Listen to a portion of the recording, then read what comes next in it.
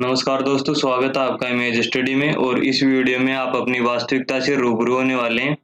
और एक्चुअली में आपको ये पता लगेगा कि आप रेलवे में जॉब से कितनी दूर है, ठीक है, और कितने आप आस-पास में रेलवे की जॉब के। तो ये चीज़ आपको इस वीडियो से कंफर्म 95% एक्यूरेसी के साथ में पता लग जाएगी, ठीक है। लेकिन इससे पहले आपसे एक रिक्वेस्ट है, अगर आप नए हैं तो चैनल को सब्सक्राइब कर दीजिए। और 5 मिनट के लिए शुरू किया, आपको 2 मिनट हो सकता है, मैं भी कुछ समझ में नहीं आई। लेकिन आपको 5 मिनट के बाद में आपको कंप्लीट चीज़ें कि मैं क्या समझाना चाह रहा हूँ समझ में आ जाएगा। रिलैक्स होके आप वीडियो एन्जॉय कीजिए। तो शुरू करते हैं। सबसे पहले मैं आरआरबी अजमेर से शुरू करता हूँ, ठीक है। आरआरबी अजमेर की मैं लेवल 6-5 की बात करता हूँ। तो मैंने ये डेटा उठा रखा है यहाँ से, ये लेवल 6 में और लेवल 5। सबसे पहले लेवल 5 की बात करते हैं। टाइपिंग की पोस्ट है 158 यूआर की, और एससी की 65, एसटी की 7 है, और 107 ओबीसी की, और 38 है ईडब्ल्यूएस की। वहीं बात करूँ मैं नॉन टाइपिंग की, 178 यानी टाइपिंग से ज़्यादा है यूआर में। वहीं बात करूँ एससी में 61 और एसटी में 25 और 106 ओबीसी में और 41 ईडब्ल्यूएस। टोटल वैकेंसी हो जाती है लेवल 5 में 336 यूआर में, एससी में 126, एसटी में 32, ओबीसी में 213 और ईडब्ल्यूएस में 79। मैंने सारा का सारा डेटा यहाँ से उठाया ऑफिशियल वेबसाइट से, आरआरबी अजमेर से। और मैं बात करता हूँ, ये तो मान लीजिए कि आपकी लेवल 5 की कंप्लीट वैकेंसीज है, ठीक है, 786, ठीक है। और अब हम बात करते हैं लेवल 6 की। तो लेवल 6 में 560 तो आपके एएसएम की थी, ठीक है, असिस्टेंट स्टेशन मास्टर की है अजमेर में। काफ़ी अच्छी वैकेंसी है। तो टोटल वैकेंसी देखते हैं, यूआर की 246, इसमें कॉमर्शियल अप्रेंटिस भी मिक्स में है, ठीक है। और एससी 88, एसटी 38 और ओबीसी 149 और 56 ईडब्ल्यूएस की।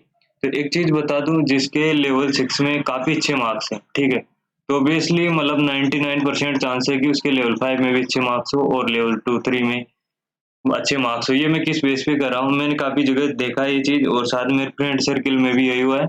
और इवन यार दूसरों की छोड़ो, मैं खुद का वो दे रहा हूँ, मैं खुद का एग्ज़ाम्पल दे रहा हूँ। मेरा लेवल 6 भी क्लियर है, लेवल 5 का भी फाइनल रिज़ल्ट बाकी आना है। लेकिन आप देख सकते हैं मेरे मतलब 93 मतलब रो मार्क्स है, और 93.782 780 प्रोरेटेड मार्क्स होते हैं, वो आए हैं।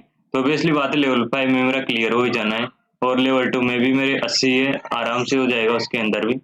तो ये मैं बताना चाहता हूँ कि मतलब कि ये होता है जनरली। तो उसमें ये चीज़ करने का मतलब ये है कि जो लेवल 6 में जितने भी, जैसे मान लीजिए 100% बंदे बैठे हैं, तो उसमें से मान के चलिए 75% ऐसे लोग होंगे जिन्होंने लेवल 5 भी क्लियर कर रखा होगा, ठीक है। तो जिनका लेवल 5 में ऑब्वियसली बात है, जिनका मेडिकल वगैरह सही हो चुका है, उनको 100% लोगों को लेवल 6 में बुक कर लेंगे। तो उनके लेवल लेवल 5 का भी उन्होंने पेपर दिया, तो यहाँ से 75% सीटें खाली हो जाएगी। ये बंदे रिपीट होने वाले हैं, ठीक है। तो ये रिपीट होके कहाँ से शिफ्टिंग होने वाले हैं, लेवल 6 के अंदर, ठीक है। तो 246 का 75%, 184, इधर एससी में 66 और एसटी में 10 और ओबीसी में 111, ईडब्ल्यूएस में 14। हो सकता है किसी को कंफ्यूजन हो रहा हो। तो मेरा कहने का मतलब ये है दोस्तों कि जैसे लेवल 6 में अगर मैं यूआर की बात करूँ तो 246 पोस्ट है, ठीक है। तो 246 लेवल 6 में जिनका पेपर है लेवल 6 में, उनके बहुत अच्छे मार्क्स है जिन्होंने लेवल 6 क्लियर किया है। तो उनका मैक्सिमम चांसेस ये होते हैं कि लेवल 5 में भी उनके अच्छे मार्क्स होते हैं। तो इनका मैंने 75% लिया है, 3/4 यानी 3/4 ऐसे लोग होंगे 75% के समथिंग, जो लेवल 5 में अच्छा परफॉर्मेंस किए होंगे, लेकिन उनको लेवल 6 में पहले बुक कर लिया गया है, ठीक है। तो यहाँ से वो लोग सीटें खाली करके यहाँ चले जाएँगे। तो इस तरीके से जो लेवल 5 की जो मैंने मतलब टोटल वैकेंसीज़ हो गई है, 336 प्लस 184, इधर एससी में 126 प्लस 66 और इधर एसटी में 32 प्लस 10, 32 कौन-सी, ये लेवल 5 की, और ये इधर से खाली करके जाएँगे। और ओबीसी 213 प्लस 111, इधर ईडब्ल्यू 79 प्लस 14 यानी कि 13। इतनी सारी। अब कहने का मतलब ये है शॉर्ट में, अगर आपकी रैंक अगर यूआर में अगर 520 के समथिंग आ रही है, तो आपका ये समझ लीजिए 95% चांसेस है कि आपकी जॉब लग जानी लेवल 5 में, ठीक है।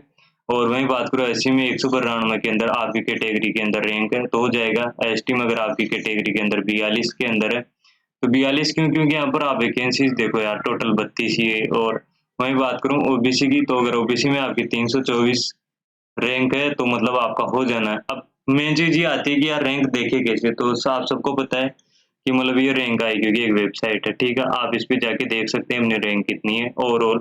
आप ये देख सकते हैं, ये ओवरऑल ज़ोन में 170 है मेरी। ओवरऑल ज़ोन में बात करूँ कैटेगरी से, तो कैटेगरी में 94 है, ठीक है?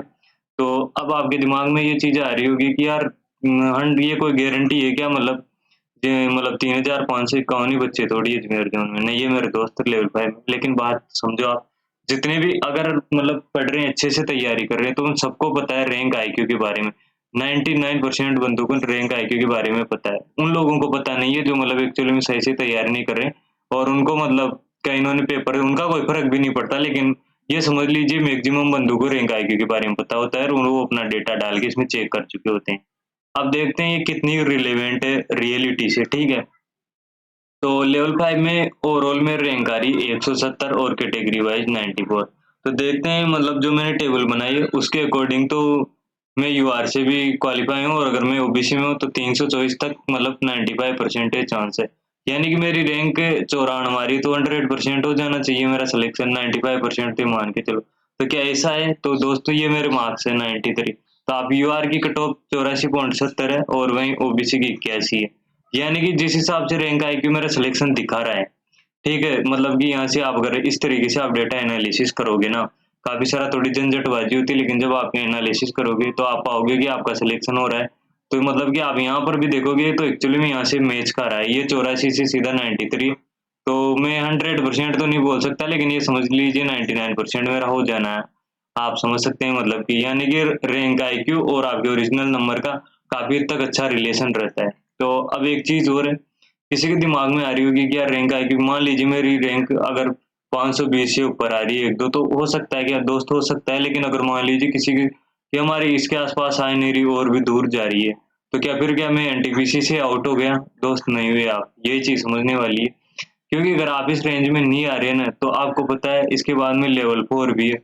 अजमेर में तो नहीं है लेवल 4। वही बात करूँ अन्य जोन में लेवल 4 है, लेवल 3 का बचा हुआ है, लेवल 2 में बची हुई है वैकेंसी। तो अगर आप उधर नहीं आ रहे हैं, तो आपको पता है इसका पेपर अलग हुआ है, इसका पेपर अलग हुआ है, इसका पेपर, अगर आप वहाँ के रेंज में नहीं आ रहे हैं, तो हो सकता है आपका यहाँ पर हो सकता है, यहाँ पर हो, यहाँ पर हो, तो कहीं ना कहीं हो ही जाएगा। और जो अच्छे से तैयारी करा उसका डेफिनेटली हो जाएगा। अगर इनमें भी नहीं होता है तो आखिरी रामबाण बचता है ग्रुप डी, उसमें तो हो ही जाना है। ठीक है दोस्तों, अगर आपने अच्छे से पढ़ाई की है तो कोई दिक्कत वाली बात नहीं। तो इस तरीके से आप एनालिसिस कर सकते हैं। अगर आपको किसी और जोन में कोई प्रॉब्लम आ रही हो तो मुझे बता देना, मैं इस तरीके से एनालिसिस करके बता दूंगा। और बाकी कट ऑफ की बात बताऊं, जिस जोन की ज्यादा कट ऑफ बचे, जैसे यूआर की 84 पॉइंट है, तो आप देखोगे बल्क में जो जितने बच्चों के नंबर आते हैं ना, वो मतलब कट ऑफ के 1-2 नंबर ऊपर नीचे रहते हैं। तो अगर कट ऑफ भी उपजानी है ना, तो ये तो नहीं कि 84 से सीधा 90 चली जाएगी, 2-3 नंबर बढ़ जाएगी, इससे ज्यादा नहीं बढ़ेगी। मैं टाइपिंग की बात कर रहा हूँ, क्योंकि जितना यस्ट खींचना था लड़कों ने खींच लिया। हालांकि जिसकी कट ऑफ कम गई उसकी जरूर चांसेस होते हैं 4-5 नंबर बढ़ जाए, लेकिन जिसकी पहले से हाई हो ना कट ऑफ, उसके बहुत कम चांस होते हैं ज्यादा बढ़े। ठीक है दोस्तों, इसी के साथ में वीडियो एंड कर रहे हैं। और अगले आप कमेंट कर देना कौन से जो उनका एनालिसिस करना है। दोस्तों आप चैनल को जरूर सब्सक्राइब कर लीजिएगा। इसी के साथ वीडियो एंड करते हैं। धन्यवाद।